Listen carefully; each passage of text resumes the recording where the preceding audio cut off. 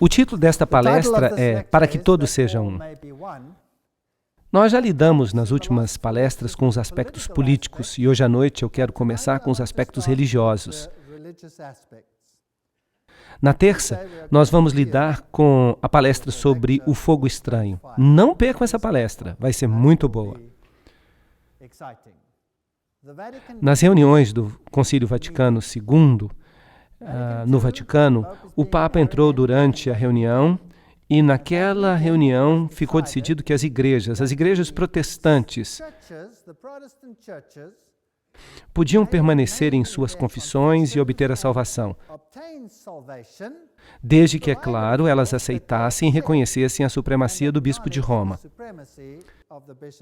Agora, depois do Vaticano II, foi Karl Rahner, o jesuíta. É estranho como ele sempre fica aparecendo. Eu sei que eu estou repetindo muito isso, mas é um fato. Foi ele que recebeu a missão de levar esta mensagem ao mundo, para que todos pudessem permanecer em sua confissão, desde que eles reconhecessem a supremacia do Bispo de Roma. Eu já falei sobre isso, mas eu vou entrar em mais detalhes agora. Paul Nitter, que tinha uma posição na Universidade Xavier, em Cincinnati, onde ele é professor de teologia, ele estudou com Karl Rahner e ele escreveu este livro, Por Nenhum Outro Nome, e este livro, Por Nenhum Outro Nome, fala umas coisas muito interessantes. Aqui está um comentário sobre ele. É interessante que eles têm a figura deste homem humanista aqui, e eles falam que o livro é humanismo. O livro diz, diante do dilema do que o crente cristão comprometido deve fazer teologicamente em face do seu encontro pessoal e de seus estudos, que há outras formas religiosas, de levar uma vida humana autêntica e plena, além da vida cristã. Vocês estão percebendo o que eu estou falando? Será que uma pessoa pode ser salva? E aí eles dão uma definição. Isto é, viver uma vida plenamente humana por outro nome a não ser o nome de Cristo? Bem, vamos recapitular aqui. Ser salvo significa viver uma vida verdadeiramente humana. Será que essa é uma teologia correta? Este é um professor de teologia, e este livro é virtualmente usado em todos os seminários de teologia no mundo inteiro. A resposta de Nitter é que pode-se salvar com outro nome. E então ele prossegue para mostrar como esta afirmação pode se encaixar teologicamente com um compromisso cristão efetivo. Esta é uma teologia bastante criativa. Esta é a única sentença com a qual eu concordo. É uma teologia criativa, mas definitivamente não é uma teologia bíblica. Bem, no segundo concílio ecumênico, se a Bíblia não vai ser a norma, nós temos que substituí-la por outra coisa. E foi decidido no documento 515, na página 515 dos documentos ecumênicos, que foram escritos no Vaticano II, a unidade de todos os cristãos pode pelo menos ser restaurada e pode brilhar para todos os povos, a fim de que sejam chamados para se tornarem um único e novo povo, que confessa um único Jesus, Salvador e Senhor, que professa uma única fé e que celebra um único mistério da Eucaristia. Há muitos problemas com essa declaração, especialmente um problema, essa história do mistério da Eucaristia. E o livro Documentos do Vaticano II, página 515, diz que todos os cristãos deveriam ter uma única mente ecumênica. O Catecismo Católico nos diz que o Vaticano II não mudou as doutrinas, que ele pareceu apenas mudar as doutrinas. Este é o Catecismo atual da Igreja Católica, artigo 816. A única Igreja de Cristo, a quem o nosso Salvador, depois da sua ressurreição, confiou o cuidado pastoral, ordenando a Pedro e aos outros apóstolos que a fizessem crescer e governar, a Igreja constituída e organizada como uma sociedade no mundo presente, subsiste na Igreja Católica. O decreto do Segundo Concílio do Vaticano sobre ecumenismo explica, pois é somente através da Igreja Católica de Cristo que existe ajuda universal para a salvação, a fim de que a plenitude dos meios de salvação possa ser obtida. Não tem havido mudança em doutrina. Só os protestantes que pensam que houve uma mudança de doutrina. Bem, então o artigo 817 diz: onde há pecados, há também divisões, cismas, heresias. Isso quer dizer que se havia uma divisão, então isso era pecado. Então quem que é o pecador? Aquele que se separou. E o artigo 820 diz: Cristo concedeu a unidade à sua igreja desde o princípio, e isto é algo que a igreja nunca pode perder. Então dizem que não mudou nada. Ela ainda governa. A igreja governa através dos seus pontífices supremos e bispos, e todos terão que reconhecer isso. É por isso que o sacerdote J. Cornell diz: o objetivo final do ecumenismo, da forma como os católicos o concebem, é a unidade da fé, da adoração e do reconhecimento da autoridade espiritual suprema do bispo de Roma. Aí está o resumo. A ligação da igreja com as religiões não cristãs indica que todas as nações formam apenas uma única comunidade. Eles querem ter as mesmas relações com os muçulmanos, com todas as outras religiões. Vamos ver se isso é mesmo verdade. Isto foi o que o catecismo disse. Eles pensam que não pode estar errado. No livro Respostas Adicionais às Perguntas, Bonaventura Hinwood diz o seguinte: o Vaticano II ensina em vários lugares que a Igreja Católica, e somente a Igreja Católica, foi fundada por Jesus Cristo. Então não houve mudança na documentação do Vaticano II. Então, no dia 5 de setembro de 2000, o Vaticano deixou isso claro. A Igreja examinou a declaração do Vaticano e, numa declaração de 36 páginas, disse que outras comunidades cristãs, como os anglicanos e os outros protestantes, não são de fato igrejas. E Canon David Oliver, ministro da Igreja Anglicana de São Tomé, disse: está bem, está tudo bem. Então o Vaticano insiste que as outras igrejas não são nossas irmãs. E eu me lembro que Karl Rahner disse: deve sempre ficar claro que a Igreja Universal, Apostólica, Santa, Católica e única igreja não é uma irmã, mas a mãe de todas as igrejas. Então, esta é a última declaração. É uma declaração definitiva das mais altas fontes do Vaticano. O Vaticano II não mudou nada.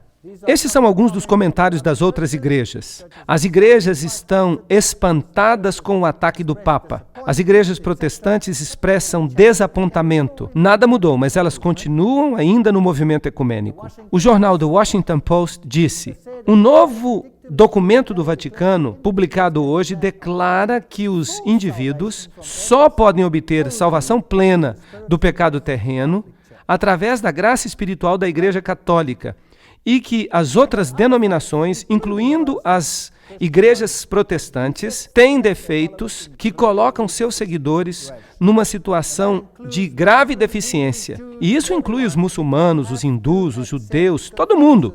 Eles têm que aceitar o catolicismo como líder. É isso que o Vaticano ensina. Agora, como é que nós vamos fazer isso se a Bíblia claramente condena o catolicismo? Bem, o Vaticano II e o documento sobre o domingo dizem: qualquer tentativa que busca tornar o domingo um dia genuíno de alegria e descanso deveria ser encorajada. Nós devemos celebrar o mistério pascual. Deve ser o principal dia de guarda. Deve haver liberdade para descansar. Todas as festas são importantes, mas nenhuma é mais importante do que o domingo. Então o documento diz: a manifestação suprema da solenidade desta festa é o culto que acontece no domingo. Então, de novo, o Vaticano II declarou que o domingo era o dia que deve ser guardado. E eles o chamam de Dia do Senhor. E, de novo, no artigo 2174 do Catecismo, eles admitem que nós todos devemos nos reunir no dia do sol, pois ele é o primeiro dia da semana depois do sábado judaico. Não existe essa coisa de sábado judaico. O sábado foi instituído no Éden muito antes de existir judeu. Agora, o domingo, a Páscoa de Cristo, o domingo preenche a verdade espiritual do sábado judaico e anuncia o eterno descanso do homem em Deus. Mas isso que o catecismo está dizendo não passa de uma tradição. Eu não vou falar mais sobre isso. Então, se você não vai ter a Bíblia como base, então é melhor que você dê ao povo outra coisa. Celebrações musicais. Isso está na página 83 dos documentos do Vaticano. As pessoas devem participar do culto com mais disposição. O formato da celebração e o grau da participação deveria variar tanto quanto possível. A liturgia Agora, eu explico para vocês que liturgia é tudo o que acontece na igreja além do sermão. A liturgia maravilhosamente aumenta o poder dos membros da igreja de pregarem a Cristo. Então eles estão dizendo, vamos colocar mais ênfase na liturgia e menos ênfase em quê? Na pregação. E é por isso que alguns dos seus documentos a chamam de Santa Liturgia, um sinal levantado entre todas as nações. E por isso dizem que os filhos estão espalhados até que sejam ajuntados no mesmo aprisco por um só pastor. Claro que esse pastor é o Papa. Como é que nós vamos fazer isto? Bem, os documentos do Vaticano II dizem o seguinte, em todas as devoções populares, os salmos devem ser especialmente usados. E também obras de música sacra, tanto as mais antigas quanto as mais recentes, entre a música sacra. Também canções de música popular religiosas, música de órgão, outros instrumentos característicos de um determinado povo. A participação na celebração deveria ser interna, mas deve, por outro lado, ser também externa. A participação interna acontece com gestos e atitudes corporais, as aclamações, as respostas, o cântico. Em outras palavras, o Vaticano II está dizendo, vamos fazer o culto ser bem animado, vamos nos balançar, vamos fazer alguma coisa corpórea, vamos balançar os braços. Não é importante se nós temos a Bíblia. De fato, é até difícil segurar a Bíblia se você está balançando os braços de um lado para o outro. Agora, quanta música vai haver? Vamos ler de novo no Catecismo, artigo 1157. Canções e música preenchem sua função como sinais de uma maneira muito significativa. Até aí tudo bem. Não há nada errado com música. A música é algo belo, feito para a glória de Deus. Mas vejam essa citação, eles dizem que a música deve ser emocional, deve-se chorar, deve-se sentir comovido pelos hinos, pelas canções e pelas vozes que ecoam na igreja. Que emoção deve-se experimentar nelas? Esses sons devem penetrar nos ouvidos, destilando a verdade no coração. Um sentimento de devoção deve aparecer no coração e lágrimas devem escorrer pela face. As lágrimas fazem bem. Então, quanto mais lágrimas e mais emoção, melhor. É preciso desligar a mente e ligar a mente em outra coisa. E então o Papa começou a usar grupos de música popular. O Papa começou a cantar a música do conjunto ABBA. E esse tipo de coisa começou a entrar nas igrejas. Algo que não tinha acontecido antes. E aqui está a bandinha de rock pessoal do Papa que viaja com ele toda vez que ele faz uma viagem. E atualmente eles estão incluindo grupos de rock metálico, esse tipo de coisa. E em 1967, o corpo docente e o corpo discente da Universidade Católica de Duquesne, eles começaram a virar carismáticos. E em 1968, o Concílio Mundial das Igrejas aceitou os católicos como observadores. E em 1975, eles estiveram presentes em Nairobi. Em 1975, uma grande reunião ocorreu em Roma. E o Papa Paulo II, de fato, começou a falar em línguas.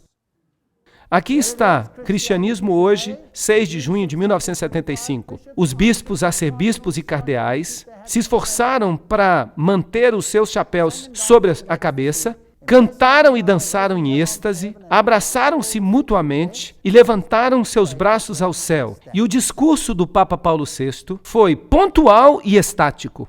Então ele começou a falar em línguas. Grande exemplo para a igreja.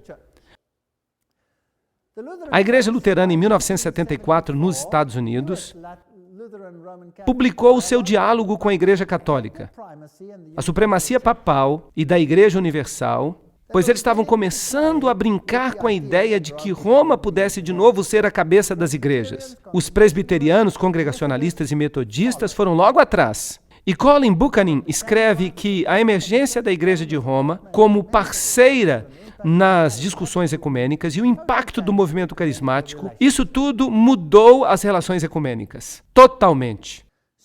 Então esse novo espírito faz com que o diálogo entre as várias facções que se opõem se torne cada vez mais possível. E em 1975, este era o catecismo. E nesse catecismo se questionavam os mandamentos morais e o decálogo. E muitas passagens no Novo Testamento foram colocadas na boca de Jesus, coisas que o Jesus histórico nunca havia falado.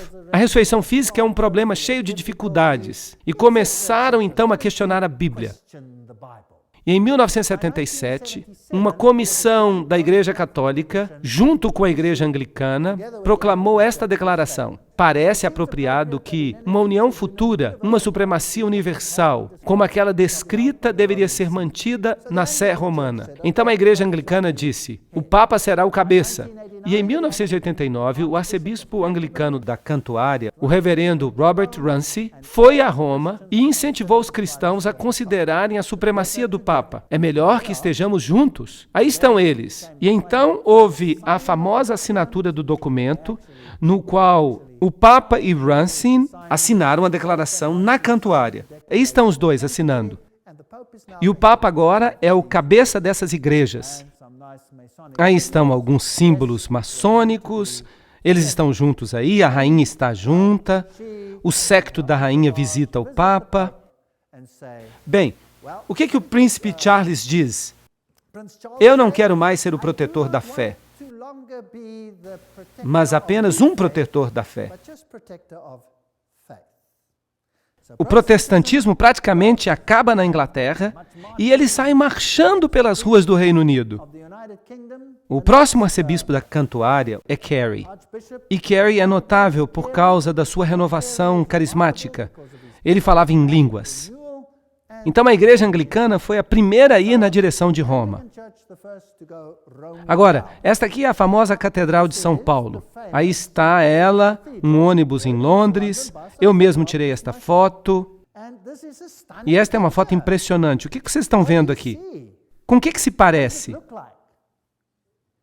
Parece uma miniatura do Vaticano, sim. De fato, é uma réplica do Vaticano. E a coisa mais impressionante é que a Catedral de São Paulo nunca teve essa aparência. A aparência da catedral era esta daqui, mas agora ela foi totalmente reconstruída e ela parece assim agora. Isso não parece ser a imagem da besta? Bem, vamos entrar então. Você tem que esconder a sua máquina se você quer tirar foto ali. Vejam a aparência que ela tem agora. Ali está um altar pequeno, uau. Ali está o altar principal, uma cópia exata da abóbada de Benini em Roma. Isso significa que esta igreja protestante copiou a de Roma. Isso é muito interessante. Ali estão os quadrados pretos e brancos, os cupidos com outros seres angelicais. Alguns são machos, outros fêmeas. E se você olhar para o teto, se você conseguir fotografar lá em cima, você vai ver esses lindos símbolos maçônicos. Isso é maçonaria, isso não é a Igreja da Inglaterra. Então a Igreja da Inglaterra capitulou e se tornou parte da maçonaria. Ela se tornou parte do movimento de Lúcifer.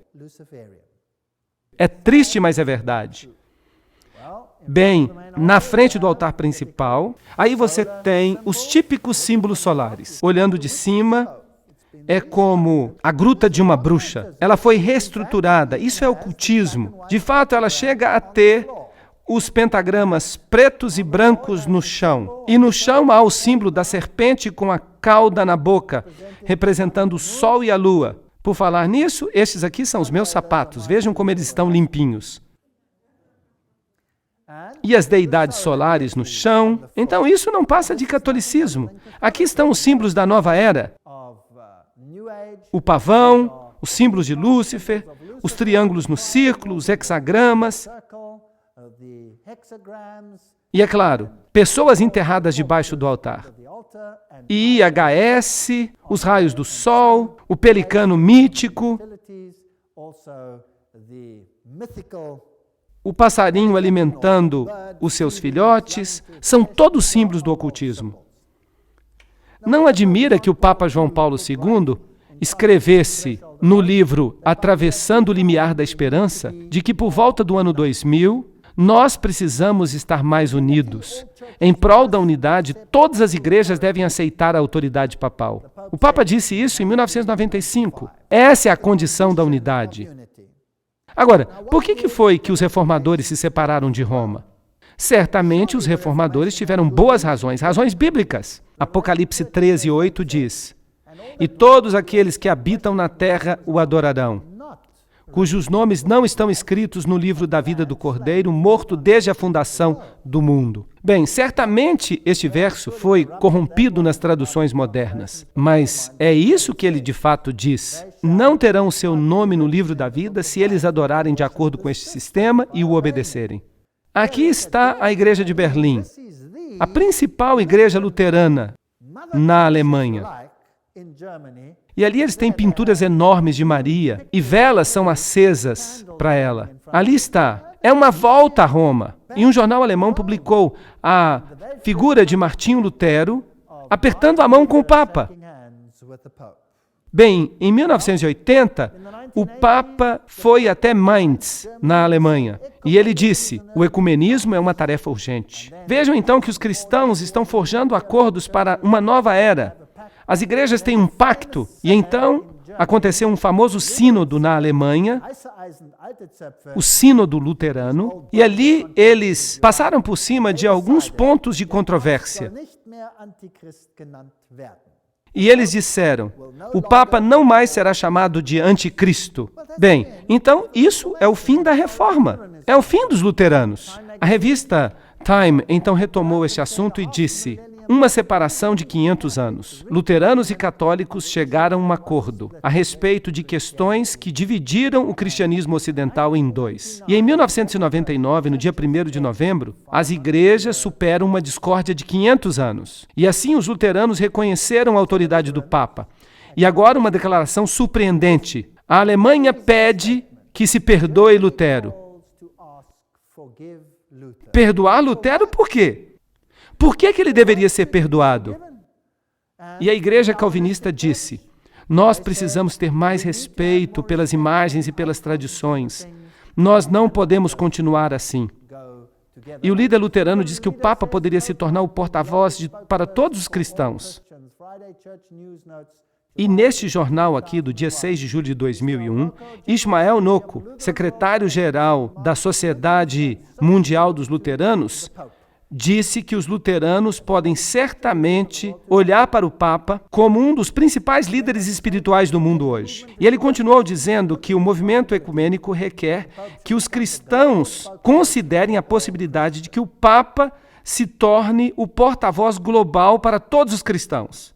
Então, os anglicanos capitularam, os luteranos capitularam, os presbiterianos capitularam, os metodistas capitularam, todo mundo capitulou. Na Alemanha agora você tem igrejas como esta aqui, que eu acho muito interessante. Aí está o lado católico e ali está o lado protestante. E eles têm a mesma torre com sino. E no ano 2000, os Cavaleiros de Colombo, que é uma organização controlada pelos jesuítas, eles começaram a enviar imagens da Nossa Senhora de Guadalupe a todas as igrejas do mundo. Aqui está uma da Natividade da Virgem Abençoada. E Dino Mazzotti, um dos principais cavaleiros do Concílio dos Cavaleiros de Colombo, ele diz que é maravilhoso, que ele espera que todos se prostrem diante da imagem. E então veio a declaração conjunta de luteranos e católicos, na qual eles discutiram a doutrina da justificação. Um documento escrito de forma brilhante, que destrói totalmente o princípio protestante. Bem, se abandona a Bíblia, é melhor então colocar mais animação no culto, para que as pessoas não se preocupem tanto em ler a Bíblia. Os teólogos querem ficar mais animados. Vamos colocar na igreja uma liturgia animada, vamos colocar na igreja muito movimento. Eu não sei para que essas pessoas ficam balançando a mão dentro da igreja. Será que eles estão tentando alcançar o botão do ar-condicionado para desligá-lo? Bem, e na história do cristianismo, na página 621, está escrito que, em anos recentes, muitos líderes de igrejas nacionais, eles deixaram a sua posição cautelosa e passaram a ver que o movimento carismático é a melhor esperança de renovação da igreja no final das décadas deste século. O professor Hollingworth disse exatamente a mesma coisa. Ele disse: católicos e protestantes estão se unindo por causa do movimento carismático, que tem operado milagres. Tem havido uma onda de unidade carismática entre as igrejas. Então, a Igreja Reformada da Holanda diz: o tempo já está mais do que maduro para nós procurarmos as coisas que nos unem e não as coisas que nos separam. Todos esses figurões estão dizendo a mesma coisa. Todos eles são líderes de grandes igrejas. E em 1990, o Concílio Mundial das Igrejas já não era mais o que costumava ser. Originalmente, o Concílio Mundial das Igrejas falava de unidade protestante. Mas é claro que havia uma agenda secreta que apontava para Roma. Por que Roma não é membro do movimento ecumênico? Porque ela nunca se separou. Ela é a mãe. São os filhos que precisam voltar para a mamãe. É isso que precisa acontecer. Se ela se tornasse membro do movimento ecumênico, ela estaria dizendo que ela era uma das irmãs. Mas ela não é irmã, ela é a mãe. Então ela não pode fazer parte. E no Concílio Mundial das Igrejas eles disseram: vem, Santo Espírito, renova toda a criação. Esse foi o tema geral. Agora, a senhora que fez o principal discurso de abertura foi a senhora Chung Kyung. E ela depois, então, queimou a lista das pessoas mortas que ela invocava. Bem, foi ela que fez o discurso. Ela é uma professora universitária e ela subiu ao palco dançando com alguns aborígenes, em roupas primitivas. Então ela invocou os mortos. Ela invocou Agar, Urias, os bebês mortos por Herodes, Joana d'Arc, pessoas mortas nas câmaras de gás, Mahatma Gandhi, Steve Biko, Martin Luther King e, finalmente, ela também invocou o espírito do nosso libertador, Jesus Cristo. E então ela queimou a lista como um símbolo. Agora, vamos dar uma olhada o que está acontecendo aqui de fato. Ao combinar esses fogos de artifício verbais com uma performance de dançarinos aborígenes e coreanos, Chung estava de fato representando uma dramática evocação do Espírito Santo como fêmea. Ela o ligou a Agar, aquela mulher que foi explorada e abandonada por Abraão e Sara, e disse: eu não mais acredito num Deus onipotente, macho, guerreiro, que salva todos os bons e pune todos os maus. Chung invocou os espíritos dos mortos 18 vezes, dizendo que eles haviam sofrido injustiças e que a sua voz clamava e que se não ouvíssemos os clamores desses espíritos, nós não seríamos capazes de ouvir a voz do Espírito Santo. E ela disse: não fiquem incomodando o Espírito Santo, invocando-a toda hora. E eu espero que a presença dos nossos espíritos ancestrais aqui conosco não incomode vocês. Será que isso é bíblico? Claro que não é. Mas ela é uma pastora da maior igreja protestante na Coreia. E ela agora é uma professora universitária. Chung Hyun-kan se formou no Seminário Teológico União. E eu já falei para vocês que esse seminário é maçônico. E Chung se tornou professora de uma universidade só para as mulheres na Coreia. A maior universidade do mundo só para as mulheres, com 20 mil alunas. Ela disse: as 3 deusas das quais eu quero falar para vocês são Kali, do hinduísmo, Kuan Yin, do budismo, e Ena, uma divindade filipina. Esta é a minha nova trindade. E ela acrescentou: a igreja cristã tem sido muito patriarcal. E nós estamos aqui reunidos para destruir a idolatria patriarcal do cristianismo. Então, é isso que a principal palestrante do Concílio Mundial de Igrejas falou. Ela explica: eu venho de uma tradição xamanista, budista, confucionista, taoísta e cristã. E quando eu olho a história de nossa religião, nós temos mais de 5.000 anos de xamanismo, mais de 2.000 anos de taoísmo, mais de 2.000 anos de budismo, 700 anos de confucionismo e somente 100 anos de protestantismo na Coreia. Portanto, quando eu vou ao templo e olho a Buda, eu me sinto tão jovem. Buda morreu com 80 anos e Jesus morreu com 33 anos. E é por isso que Jesus era jovem demais para compreender. Uau! Eu acho que o meu intestino é xamanista, meu coração é budista, o hemisfério direito do meu cérebro é confucionista e o hemisfério esquerdo do meu cérebro é cristão. E eu digo que os deuses formam uma família, eles estão juntos. Então vocês estão percebendo aqui a direção na qual o Concílio Mundial de Igrejas está indo? E ela também disse: nós acreditamos que esta energia doadora de vida vem de Deus e está em toda parte. Ela está no sol. E isso, de novo, isso é nojento. Isso é panteísmo. Ela está no chão, ela está nas árvores. E se você se sente cansado, se você se sente sem energia, se você se sentar em silêncio, se você for até uma grande árvore e pedir, dê-me um pouco da sua energia vital, e se você pedir ao sol um pouco dessa energia vital, será que isso é cristianismo? Isso é claro que não é cristianismo. Mas ela também foi a porta-voz do Concílio Mundial de Igrejas em Harare, em Zimbábue, em novembro de 1998, e ali ela realizou uma dança sensual. Ela declarou que testemunhar de Jesus Cristo para outra pessoa é de fato um ato de violência. Bem, então vamos ao cerne da questão. Testemunhar sobre Jesus Cristo é um ato de violência? Por quê? Porque você está fazendo o quê? Porque você está indo contra os direitos humanos do outro indivíduo, que pode ser, quem sabe, um budista, um hindu. Ele tem direito de ser o que é, e se você disser a ele qualquer outra coisa, que ele tem que acreditar em Jesus Cristo, então você está cometendo um ato de violência? Em outras palavras, então o que eu estou fazendo agora é um ato de violência? Tá bom, muito obrigado. E quando disseram para ela o que Jesus falou em João 14:6, a resposta dela foi que Jesus se equivocou. E é por isso que o Concílio Mundial de Igrejas usa demônios de todos os tipos. E nós temos oikumene. O que oikumene significa? Aqui está um exemplo de oikumene.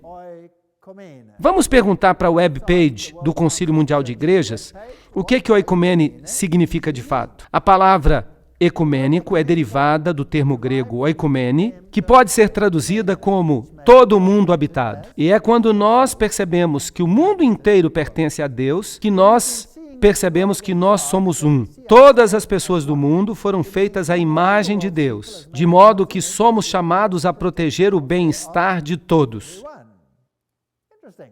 Agora, vocês se lembram o que eu disse para vocês sobre o que havia falado Gary Carr sobre a antiga religião babilônica, através do cabalismo, através da maçonaria, que controla o marxismo, as sociedades secretas políticas dos Estados Unidos, o sistema bancário mundial e o Concílio Mundial de Igrejas? Vocês acham que ele estava certo?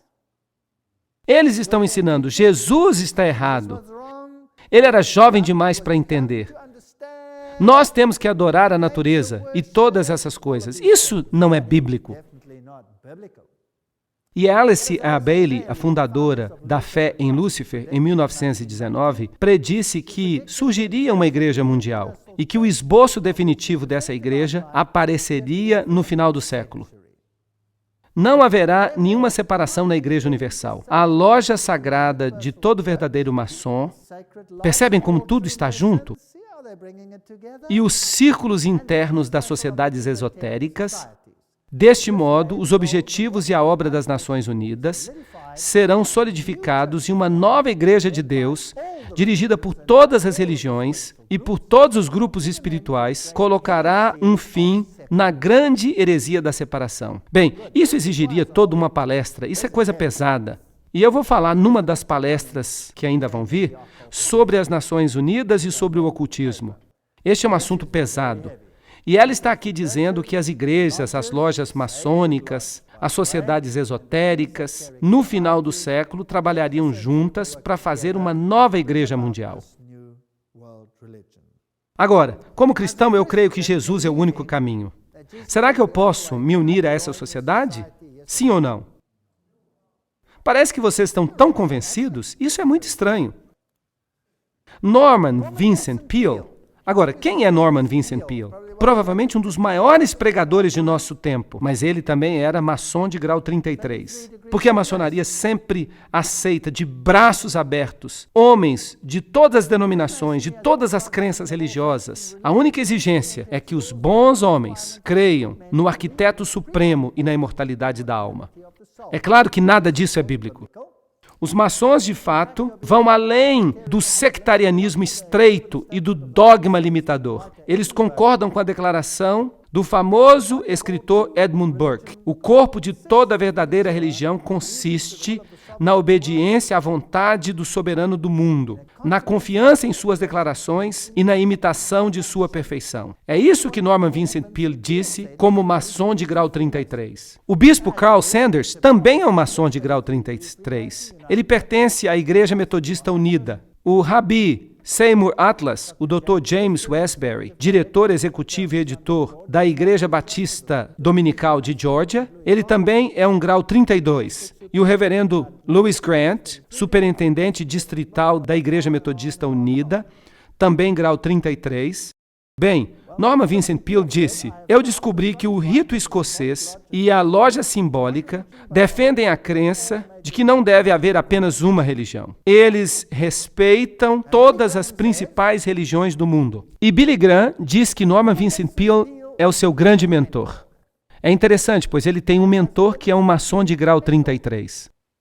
Billy Graham, o evangelista cristão mais popular do mundo, era listado na internet como sendo um maçom de grau 33. Mas por eles mesmos, depois de muita crítica, eles retiraram essas listas da internet. O próprio Shaw era um maçom de grau 33, e ele revelou que Billy Graham esteve na sua cerimônia de iniciação.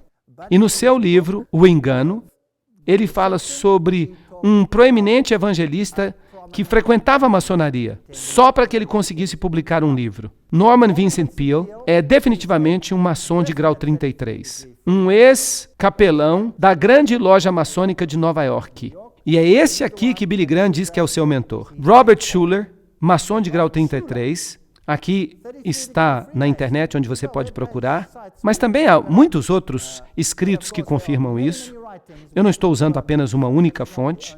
Eu estou citando de várias fontes: Oral Roberts, Jesse Jackson, a maioria dos fundadores dos Mormons, os Testemunhos de Jeová, todos eles. Mas vamos dar uma olhada em Norman Vincent Peale. Ele apoiava as mensagens que são chamadas de as Cartas de Jesus, escritas por Jane Pauseri e Anna Brown. Ele apoiava essas cartas escritas através de médiums.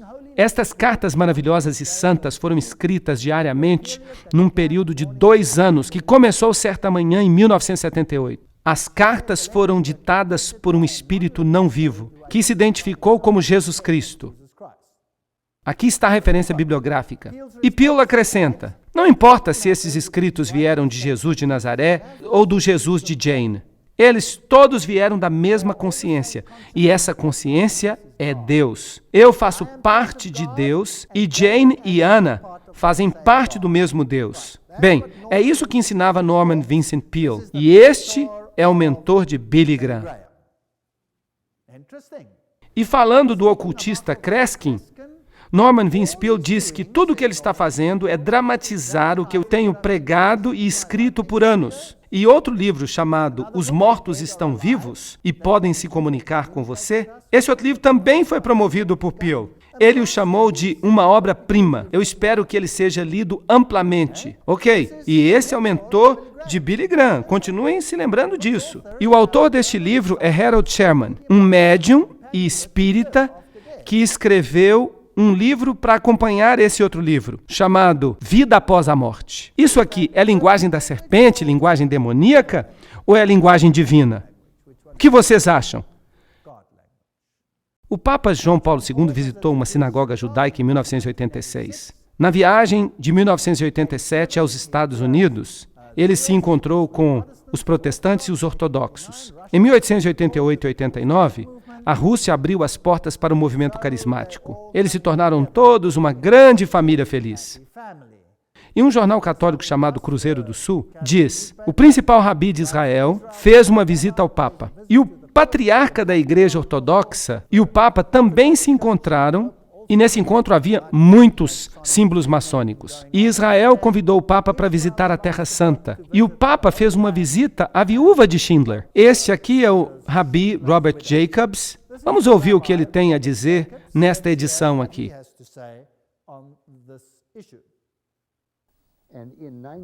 Em 1965, o Vaticano II mudou isso. Jacob diz que o Segundo Concílio do Vaticano marcou uma virada histórica para as relações entre judeus e católicos. E ele diz que o Papa João Paulo II fez coisas extraordinárias para mostrar respeito ao judaísmo.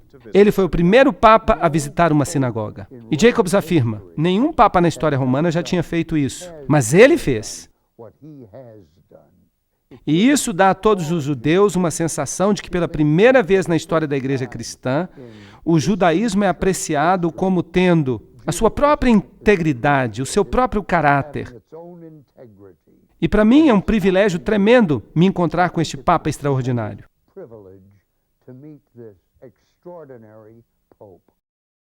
E então, quando o Papa visitou St. Louis, vejam o que ele disse, Jacob falando. Nós nos regozijamos e crescemos. Eles crescerão com flores abundantes e se regozijarão com um cântico alegre.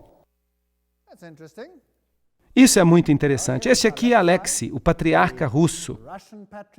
Ele também está comprometido com o ecumenismo. Ali está ele com o cardeal Cassidy. E eles têm muito mais liberdade. E aqui está de novo um símbolo, o ecumene, o Papa e o patriarca juntos. E nós temos um reavivamento da ortodoxia oriental. O ocultismo também tem um reavivamento. As religiões da Ásia estão sendo reavivadas. O islamismo, o budismo, o hinduísmo, o shintoísmo, Soka Gakkai e o espiritismo. No mundo está havendo um reavivamento religioso. O fervor religioso e o conflito religioso crescem. Vocês já notaram isso? Mas por que isso? Porque através do caos e do conflito pode-se levar à unidade. Torne a dor da separação maior do que a dor da união. Tese, antítese, síntese. Essa é a filosofia hegeliana.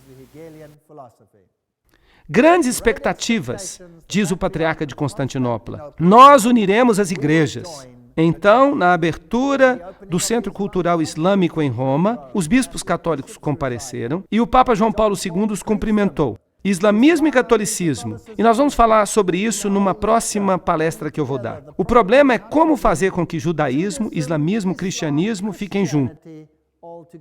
Estes são documentos da Academia Católica de Trier. Notem o que eles estão usando aqui. O que significam todos esses símbolos estranhos nestes documentos? Os mesmos símbolos aparecem aqui, pentagramas, símbolos religiosos num círculo. O seminário papal, essa estrutura aqui com o tal místico. O que isso significa? Trata-se do emblema do centenário da Igreja Católica nos Camarões.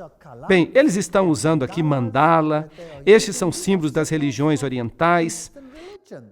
Todos eles representam a unidade de todas as igrejas. Aqui está o Papa e o Dalai Lama juntos. Bem, mas de qualquer forma, nós vamos estudar este assunto também no aspecto protestante. Este vai ser o próximo tema. Nós faremos isso numa próxima sessão.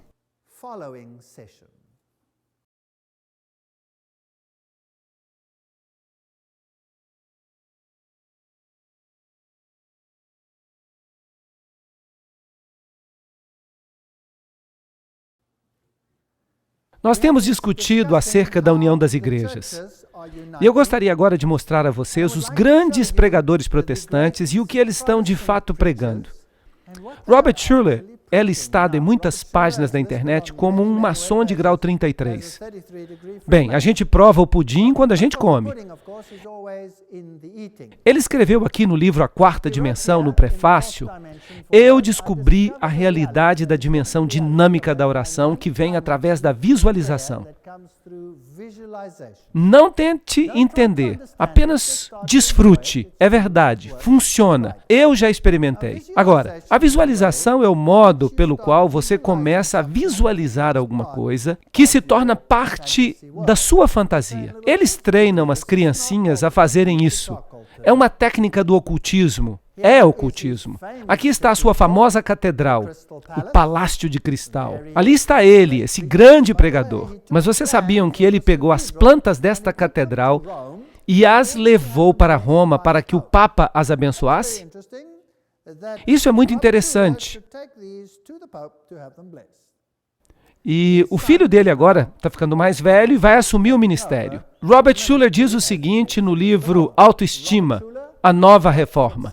Ele escreve: a teologia clássica errou em sua insistência de que a teologia seja centrada em Deus e não centrada no homem. Página 64. Isso é muito interessante. Essa é a fala de um verdadeiro maçom. Vocês não concordariam? Sim, na página 153 ele escreve: um papel clássico do púlpito no protestantismo tem sido pregar sermões. Isso quer dizer doutrinar mais do que educar. Dentro dessa forma de comunicação, há uma inclinação inerente, intrínseca, para intimidar, manipular e, por isso, ofender a qualidade mais apreciada da pessoa humana, sua dignidade. Bem, isso tudo está soando como o Vaticano II. Vamos nos preocupar com liturgia, vamos fazer todas essas outras coisas maravilhosas em vez de pregar a palavra. Ele escreve na página 14, o pecado é qualquer ação ou pensamento que rouba o ser humano de sua autoestima. Isso é interessante, porque eu pensei que, como a Bíblia disse, o pecado é a transgressão da lei, certo? Ele escreve na página 26 e 27, o que nós necessitamos é de uma teologia da salvação que comece e termine com o reconhecimento da fome de cada pessoa pela glória. Eu pensei que justificação era algo que realmente jogasse a glória humana no pó. Era isso que eu pensava. Algo que engrandecesse a Jesus e me diminuísse. Não é isso que a Bíblia ensina? Ele deve crescer e eu devo diminuir. Uau! Página 68. Nascer de novo significa que nós precisamos ser transformados de uma autoimagem negativa para uma autoimagem positiva, de inferioridade para a autoestima, do temor para o amor, da dúvida para a confiança. Essa é uma teologia interessante. Na página 75 ele diz: a cruz santifica a viagem do eu, pois a cruz protegeu a autoestima perfeita do nosso Senhor, impedindo-a que se tornasse orgulho pecaminoso. Agora, na minha opinião, isso é pura blasfêmia. Na página 135 ele diz: Cristo é o ideal, pois ele era a autoestima encarnada. E eu que pensava que Jesus veio aqui para nos mostrar a humildade. A minha Bíblia diz que ele era humilde. E ele continua dizendo que Jesus nunca chamou uma pessoa de pecador. Em vez disso, ele usava a sua repreensão para aqueles que costumavam empregar autoridade religiosa para gerar culpa e faziam com que as pessoas perdessem sua habilidade de apreciar e desfrutar do seu direito à dignidade. Isso é interessante também. Eu pensava que ele tinha dito: eu não vim chamar justos, mas pecadores ao arrependimento. Não foi Jesus que disse isso? Então, eu posso dizer que este homem está usando um documento estranho, não se parece em nada com a Bíblia. Ele diz: o problema da igreja é que ela tem uma teologia centrada em Deus, e já faz séculos, quando ela precisa ter uma teologia centrada no homem. Nós não somos maus, nós somos simplesmente mal informados acerca de quão bom nós somos. Vejam que declaração fascinante de Robert Schuller. Seria um insulto à integridade de qualquer ser humano chamá-lo de pecador. E eu que pensava que quando o Espírito viesse, ele nos convenceria a todos do pecado, da justiça e do juízo. Jesus sabia disso. Ele teve muito sucesso ao alimentar a sua autoestima. Ele sofreu na cruz para santificar a própria autoestima. E ele carregou a cruz para santificar a nossa autoestima. A cruz há de santificar a viagem do eu. Isso não é patético? Este homem não é cristão. Ele é um maçom. Agora, lembrem-se que quando eu digo maçom, eu quero dizer um alto maçom. Porque os graus mais baixos da maçonaria não sabem nada disso. Então eu estou falando do alto maçom. Schuller ampliou esse pensamento no dia 8 de dezembro de 1980, no show do Phil Donahue. O Schuller disse: Jesus tinha um ego. E por isso ele disse: se eu for levantado, eu atrairei todos a mim mesmo. Vejam que Jesus estava numa viagem do ego. Isso é revoltante. Agora, veja uma pergunta que fizeram a Schuller. Como é que a cruz pode, como você escreve, santificar a viagem do ego e tornar-nos orgulhosos à luz de passagens que dizem: eu abomino o orgulho e a arrogância, Provérbios 8:13. O orgulho antecede a destruição, Provérbios 16:18. O Senhor abomina todos os orgulhosos, Provérbios 16:5. Não sede orgulhosos, Romanos 12:16. O amor não se ufana, não se ensoberbece, 1 Coríntios 13:4. De fato, Paulo advertiu a Timóteo que nos últimos dias os homens se tornariam amantes de si mesmos, 2 Timóteo 3:2. Essa pergunta é uma boa pergunta, eu já gosto desta pergunta. Por que nós deveríamos fazer qualquer coisa para encorajar as pessoas a se tornarem amantes de si mesmas? Se Paulo, de fato, advertiu as outras pessoas que haveria um estado de impiedade nos últimos dias. E Schuller responde: eu espero que você não pregue isso, porque você poderia fazer muito mal a muitas pessoas lindas. Se você pregar esse texto, homem, eu espero que você dê o tipo de interpretação a ele que eu dou. Do contrário, você vai afastar as pessoas. E essas pessoas vão ficar iradas contra você. E elas vão rejeitar a Bíblia, elas vão se afastar de você e elas vão ligar a música rock e a Madonna. Só porque isso está na Bíblia não significa que você deveria pregar. É muito difícil pregar sobre estes textos e não parecer que você não tem humildade. Percebem como essas pessoas viram tudo de cabeça para baixo? Então Robert Schuller escreveu no USA Today, em 1989, o que me separa dos fundamentalistas é que eles estão tentando converter todo mundo, fazendo com que as pessoas creiam no que eles creem. E nós sabemos que há algumas coisas em que todas as religiões concordam. E nós enfatizamos estas coisas sem ofender aqueles que têm pontos de vista diferentes. Esta é uma citação do USA Today. Schuller disse: quando nós sabemos que já fomos redimidos, nós reconhecemos que nós fazemos parte da família de Deus. E nós, então, ficamos prontos para sonhar esse grande sonho divino de construir o reino de Deus no mundo. Então, obrigado, espada e trombeta. Agora, o reino de Deus, eu pensava que não era deste mundo. Vocês não pensavam assim também? E Robert Schuller disse depois do seu 1000º programa, quando ele foi parabenizado pela Madre Teresa, ela ainda estava viva naquela época, ele disse que Billy Graham também o parabenizou, S. Scott King o parabenizou, Martin Luther King, todos os presidentes vivos dos Estados Unidos e também Sammy Davis Jr., que era satanista. Todos eles o parabenizaram. E ele disse: o que nós precisamos é positivizar as palavras que têm uma conotação negativa. Não há dano maior que possa ser feito do que ficar falando da condição pecaminosa e perdida do homem. Mas eu quero dizer uma coisa para você: se o homem não perceber que ele está numa condição pecaminosa e perdida, então ele não vai precisar de Salvador. Então ele vai estar perdido mesmo. Eu acho que nada que foi feito em nome de Cristo e sob o emblema do cristianismo provou ser mais destrutivo para a personalidade humana e, portanto, mais contraprodutivo para o evangelismo do que essa estratégia pouco cristã, rude e cruel de tentar tornar as pessoas cientes de sua condição pecaminosa e perdida. Isso é revoltante. Bem, mas ele ainda vai mais longe do que isso. Vamos ver o que realmente ele é. Ele diz: os mantras mais eficientes empregam o som do M. Você percebe isso quando você repete as palavras I am, que em inglês significa eu sou, eu sou, eu sou. A meditação transcendental não é uma religião, nem é necessariamente anticristã. Uau!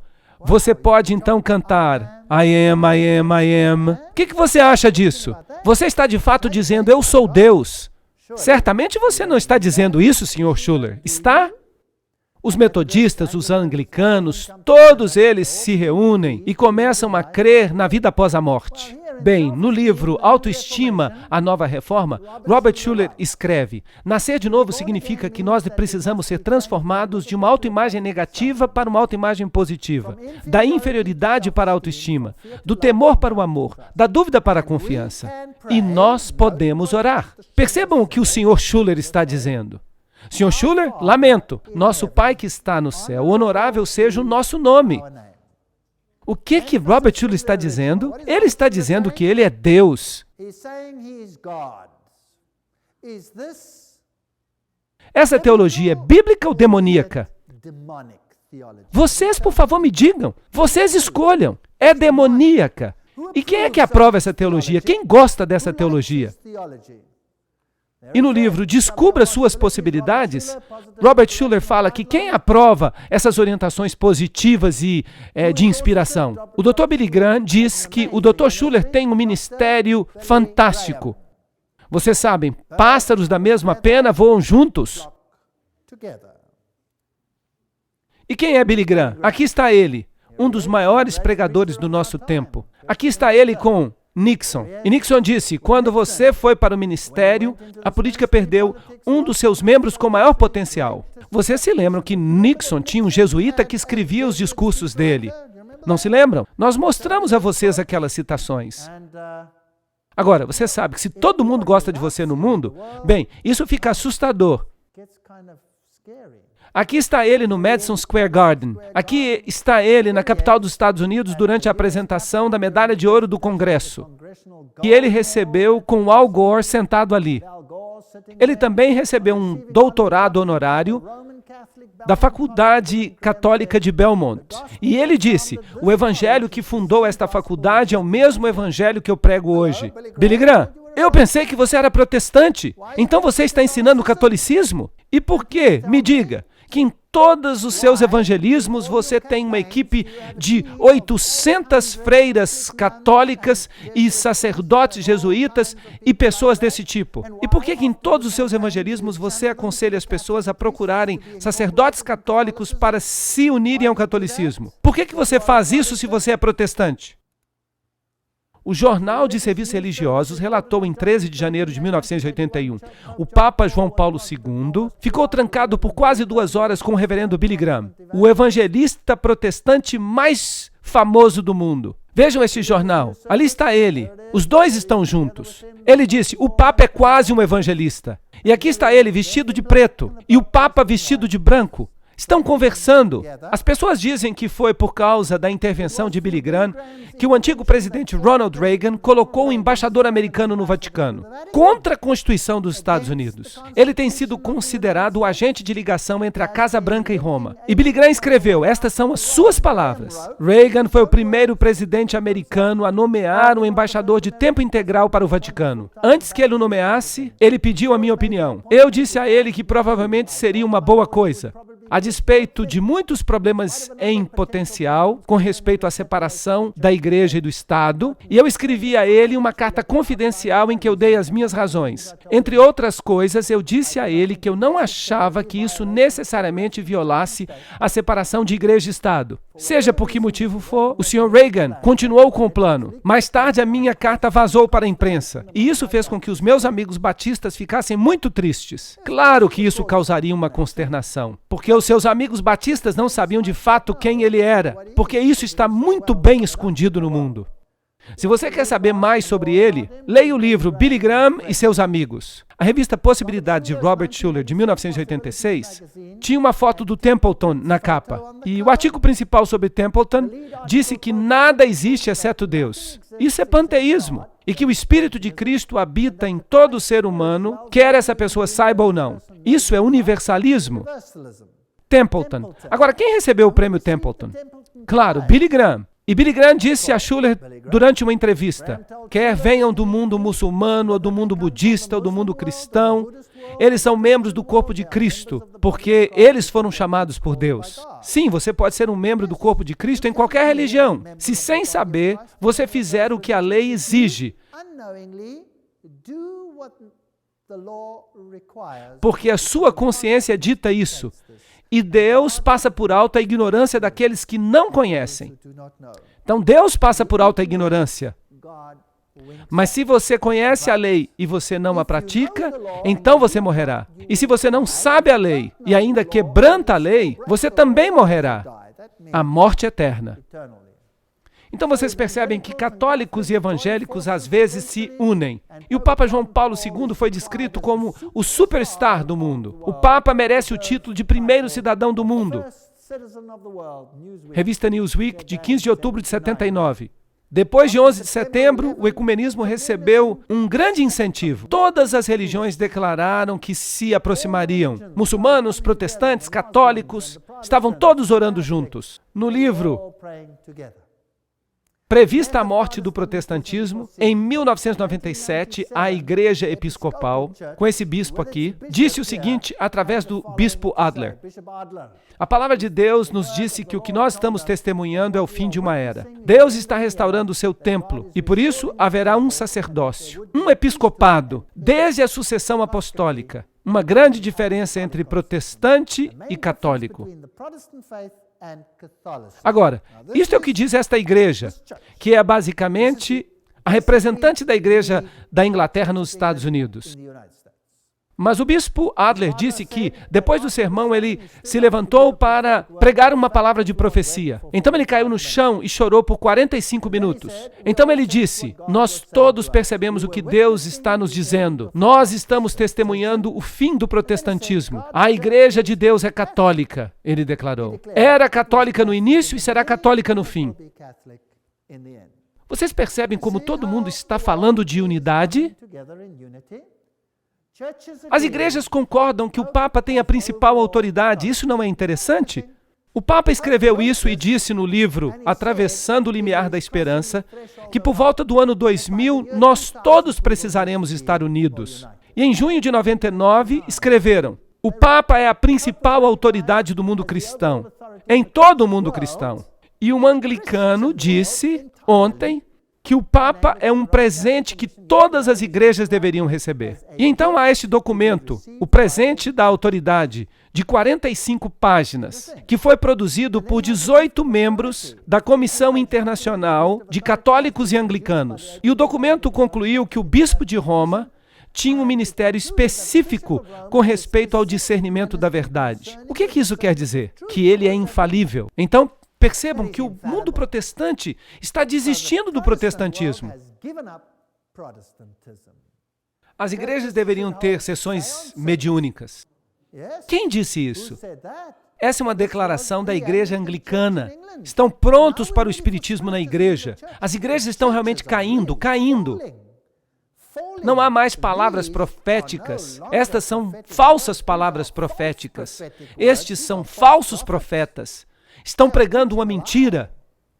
E na próxima palestra, eu vou mostrar claramente o que está acontecendo. Não perca uma próxima palestra, Fogo Estranho. Nós vamos ver alguns vídeos que vão deixar vocês de boca aberta. Aqui então está um sacerdote anglicano dizendo que nós, de fato, podemos conversar com os mortos. Talvez nós possamos conversar com os ateus que morreram, estão do outro lado, dizendo que você não tem mais que ser ateu. Foi um bispo anglicano que disse isso, que nós podemos conversar com os mortos, que nós podemos evangelizar os ateus que morreram e estão do outro lado, convencê-los de que eles podem se converter, de que eles não têm mais que ser ateus. Essa teologia não é verdadeira. No livro A Controvérsia Católica Romana, o escritor James White diz: será que hoje nós estamos todos nos unindo? Há muitas razões para que nós fiquemos separados. Esse autor entendeu os problemas. O Concílio de Trento disse: para refrear os espíritos soltos, decreta-se que ninguém que dependa do seu próprio julgamento em questões de fé e de moral, com respeito à edificação da doutrina cristã, distorcendo as escrituras sagradas de acordo com as suas próprias concepções, presuma interpretá-las de modo contrário ao sentido que a Santa Madre Igreja, a quem ela pertence, julga ser o sentido verdadeiro e a correta interpretação. Então, somente a igreja pode dizer em que você deve crer. Você é goim, você é estúpido demais para entendê-lo por si próprio. E isso é interessante. Será que o papado mudou em alguma coisa? Não, trata-se de um refinamento da maldade. O Papa continua dizendo que Roma acredita em todas as doutrinas que ela sempre defendeu. Será então que eu posso fazer parte do movimento ecumênico? Sim ou não? Claro que não, porque eu não posso aceitá-lo como meu líder espiritual. Eu tenho somente um líder e o seu nome é Jesus Cristo.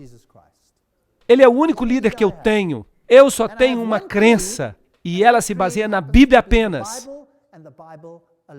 Essa é a minha única crença, porque do contrário, eu não tenho parâmetros.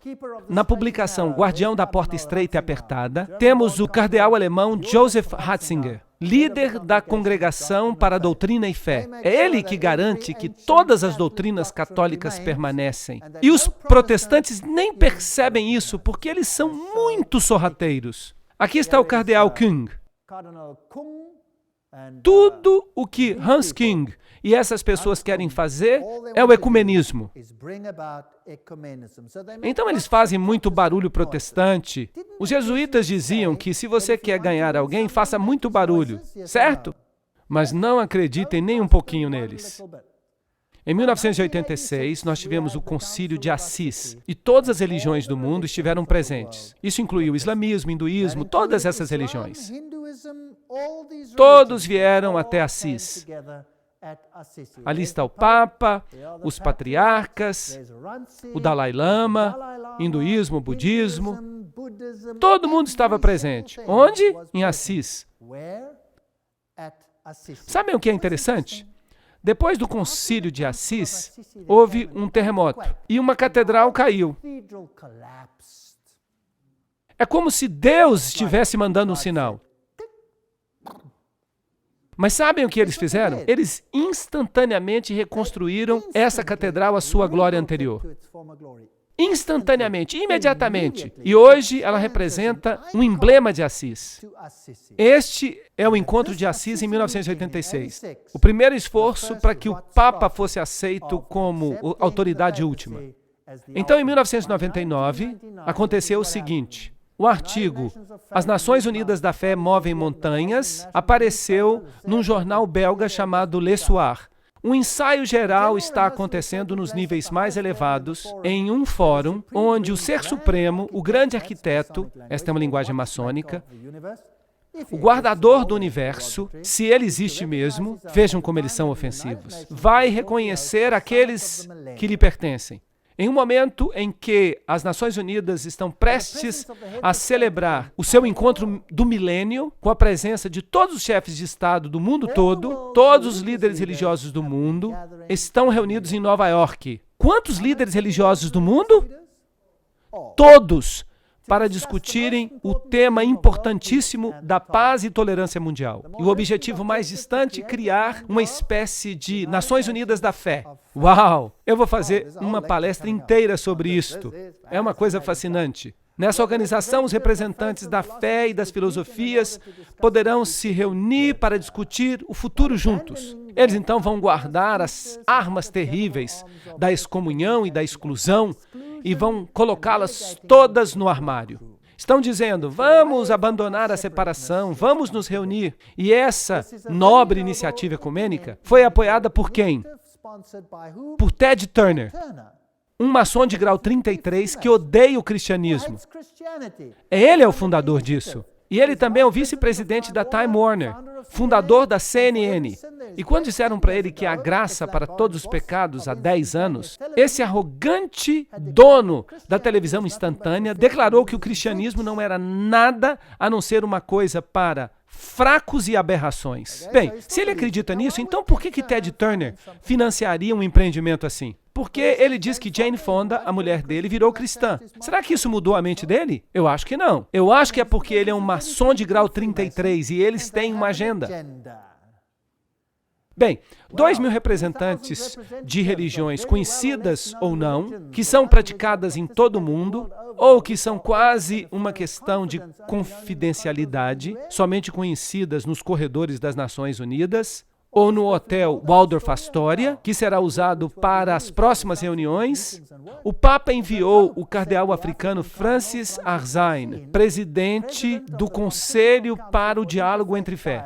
Representando a fé judaica estava o rabino Lau, de Jerusalém. E os budistas ficaram sem a presença do Dalai Lama. Isso mostra que a religião nunca está longe demais da política. A China ameaçou boicotar a reunião se o Dalai Lama estivesse presente. É apenas um jogo que eles estão jogando. Bem, o bispo Desmond Tutu disse que a iniciativa deve prosseguir e que nos Estados Unidos, e em especial nos círculos das Nações Unidas, deve-se dar boas-vindas a esse tipo de iniciativa. Apesar disso, é preciso dar a César, ou melhor, a João Paulo II, o que pertence a César. É de fato graças a ele que essa reconciliação foi iniciada em Assis em 1985, culminando nessa reunião em 1986. Bem, então em maio de 2001, o Papa visitou a famosa Mesquita de Damasco. João Paulo II fez história no domingo ao se tornar o primeiro pontífice a visitar e incentivou os cristãos e os muçulmanos a se perdoarem pelo seu passado. Aí está a mesquita. Lembram-se, eu já mostrei para vocês. A famosa Mesquita de Damasco. Nós fizemos um passeio por ela. Nós vimos esta estrutura impressionante na qual as pessoas têm esses rituais, como no catolicismo romano. E vocês vão se lembrar que eu falei a vocês sobre a cabeça de João Batista, que está guardada nesta mesquita. E é significante que o Papa foi justamente para esta mesquita para buscar reconciliação. Embora reconciliação seja apenas uma palavra para os goim, os que são de fora, os iniciados já foram reconciliados. Bem, e nós sabemos que nesta ocasião o Papa beijou o Alcorão. Então, o esforço é para trazer todas as religiões. Aqui está o símbolo das religiões dançando juntas. Um símbolo do judaísmo, do budismo, do cristianismo, do hinduísmo. Todas elas juntas, em uma grande família feliz. Esta é a página de um documento do bispo Lerman, que pertence ao Rotary, em prol de um Dia Mundial da Paz. E aí está o emblema da Conferência Mundial de Religiões de Paz. Hinduísmo, budismo e agora, finalmente, nós temos o Parlamento das Religiões Mundiais. Agora, esse Parlamento das Religiões Mundiais é o resultado da reunião de Assis. E este aqui foi o seu Dia da África. Eles têm o símbolo do sol no meio e há tudo quanto é tipo interessante de símbolos. Então, na reunião Interfé de 1999, a Associated Press disse que o Dalai Lama esteve presente, sentado bem do seu lado direito, outubro de 1999. Então, houve outra reunião em Roma. O Papa presidiu um concílio especial de 2.000 líderes religiosos de religiões diferentes, seitas e cultos diferentes. Agora eu vou mostrar para vocês daqui a pouco um vídeo que vai mostrar o que aconteceu lá. O pontífice disse aos monges budistas que estavam reunidos, aos sacerdotes do zoroastrismo, aos cardeais católicos, aos gurus do hinduísmo, aos xamã indígenas americanos, aos rabinos do judaísmo e ao clero ecumênico que todos os protestantes deveriam se unir para condenar quem? Para condenar os cristãos fundamentalistas. Uau! Eu pensei que o problema fosse outro, mas obviamente ele tem informação privilegiada, eles sabem de fato qual que é o problema. Para eles, o problema são os fundamentalistas cristãos. Por quê? Porque eles cometeram o crime derradeiro de falarem às pessoas sobre quem? Sobre Jesus. Vocês não acham que isso é a matança de Jesus Cristo? Eu acho que é. São os fundamentalistas cristãos que têm uma linguagem abusiva e que se esforçam para converter os outros, incitando o ódio e a violência. Vocês se lembram do que disse a senhora Kyung? Ela disse a mesma coisa no Concílio Mundial das Igrejas. Então nós queremos unidade, mas por favor, que esta unidade seja um Cristo universal. Eles estão deixando Jesus Cristo de fora. Trata-se de um ataque contra Jesus Cristo. E todos eles concordaram em 2 pontos-chave. Primeiro, que o Papa João Paulo II seja considerado, em consenso, como líder espiritual do nosso planeta e seu supervisor. Isso é interessante. E, em segundo lugar, que os fundamentalistas religiosos que se recusam a seguir o movimento ecumênico global, isso me incluiria, por exemplo, devem ser silenciados. Então nós não sabemos ainda por quanto tempo vamos conseguir ouvir esta mensagem, porque segundo eles, estas pessoas devem ser denunciadas como extremistas perigosos e cheios de ódio. Então, porque nós temos leis de ódio, nós não devemos pregar esta mensagem. Nós não devemos pregar que Jesus Cristo é o Senhor, porque senão você vai ser um extremista perigoso cheio de ódio. E é por isso que eu estou pregando, porque é melhor pregar agora enquanto eu posso. E é por isso que eu estou aqui para dizer a vocês todas estas coisas. A matança que está acontecendo não é contra mim, é contra o nosso Senhor. E Ele predisse que isto ia acontecer. Vamos dar uma olhada aqui nesta reunião maçônica. Você vai perceber 3 velas nesta reunião. Isso é um símbolo maçônico. Eles acendem as velas solares, que são pequenas velas cobertas, que são também usadas no hinduísmo, por exemplo, como velas solares, e no budismo e no misticismo oriental. E eles então usam tudo quanto é tipo de música. Exatamente como a Bíblia disse. De fato, a principal banda de rock da Itália tocou em uma cerimônia oficiada pelo Papa no palco outro dia. E todos os principais líderes religiosos do mundo prestaram homenagem ao Papa. É interessante, vamos ver isso.